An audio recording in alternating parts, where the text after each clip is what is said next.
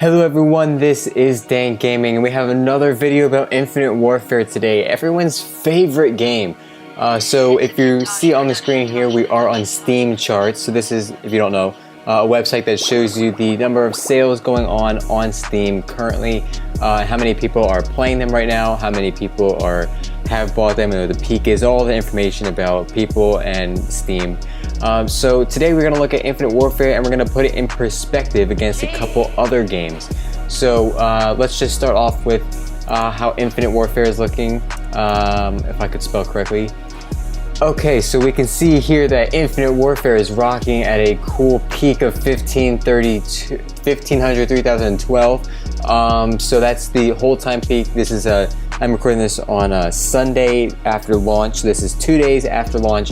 And so that's really depressing if you want to see 15,312, and this is probably the most it's gonna get. As you see here, it peaked today but only barely, and it's probably not gonna get much higher this first weekend. The first day and first weekend is usually the peak, and so having a 15,000 player peak is really not good. Only 14,000 were on as of 17 minutes ago, as you can see, and 14,000 is really low for an opening weekend.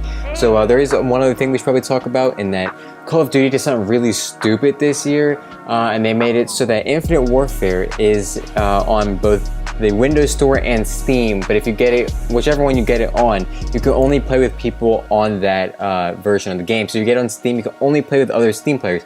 If you get it on the Windows Store, you can only play with other Windows Store players. Now, you may seem, okay, well, 15,000, now that makes it, look better because, it's not everyone playing.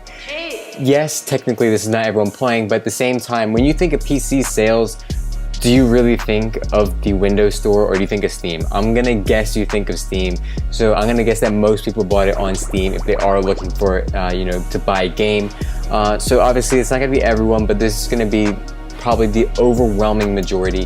And this is the best numbers that we have so far. Activision hasn't put out any numbers. Infinity Ward, no one has put out any numbers about this game. So this is the best we're gonna get right now.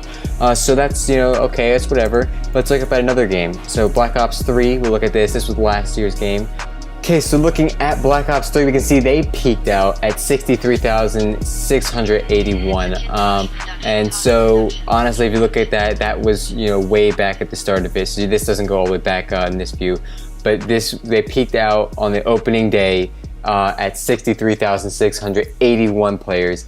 And we put that in perspective with Infinite Warfare's 15,312. I want to say that looks abysmal for Infinite Warfare. And still today, 18 minutes ago, they had 8,000 some players. I mean, that's only that's a little more than half of what Infinite Warfare had just 17 minutes ago. And this is a game, this was last year's game. This game is technically outdated now as far as technology goes.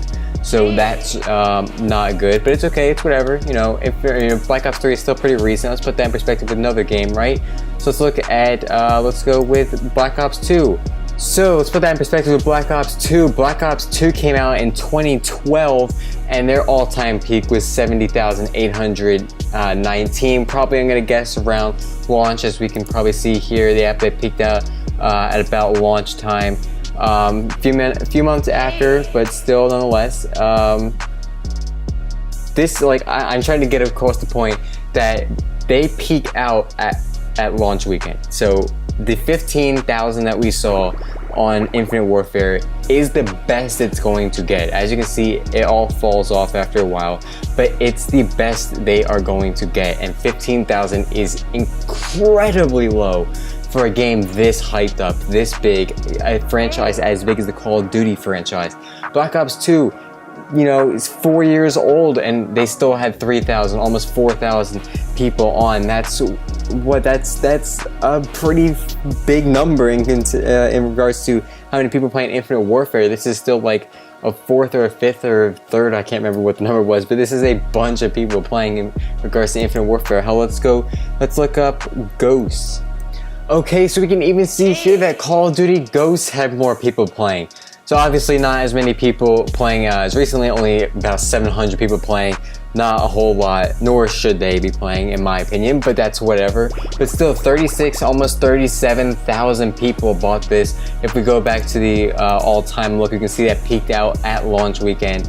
So still, even something like Call of Duty Ghosts sold almost what? This is like 2.5 times better than Infinite Warfare. This is just depressing.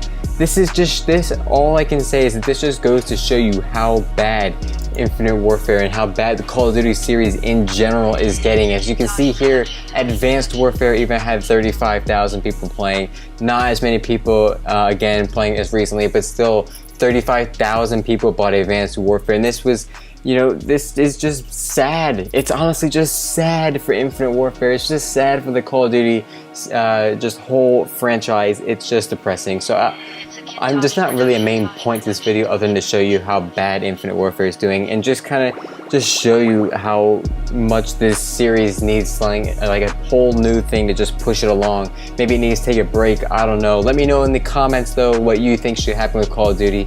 I don't think they should just cancel the franchise and just never make a game again. That's just silly. They never do that. But honestly, what are some things that they can actually do to improve this? Anyway, thank you all for watching and I'll see you all in the next video. Peace.